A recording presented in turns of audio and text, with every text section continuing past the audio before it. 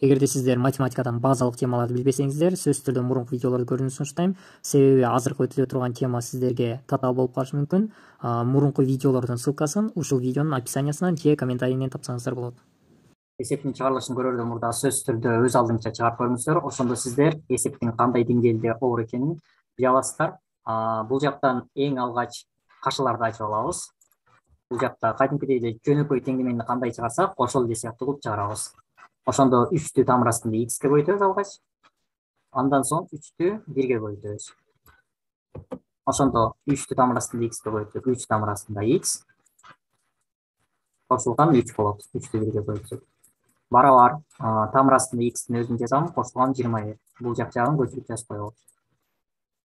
Эми белгилүүлөрдү бир жака, белгисиздерди бир жака топтойбуз. Ошондо 3 тамыр астында x минус x тамыр астында x барабар 21.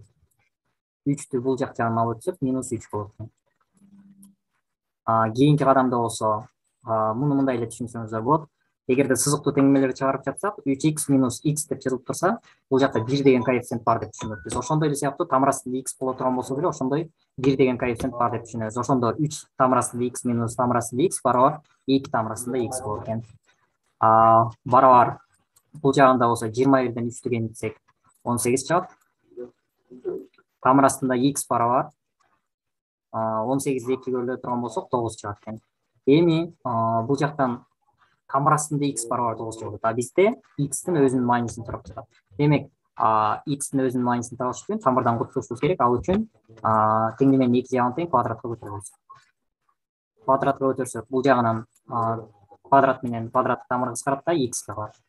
Барабар 9-дун квадраты 81. Ошондо жообубуз 81. Бул жактан Г варианты туура деген жооп экен. Жеке менен ортого даярдаган десеңиздер, экранда турган номерге кайрылсаңыздар болот. Эгерде видео жаккан болсо, сөзсүз түрдө лайк басыңыздар жана каналга катталып коңгуроonu жандырууну унутпаңыздар. Эгерде суроолор болсо, комментарий калдырыңыздар.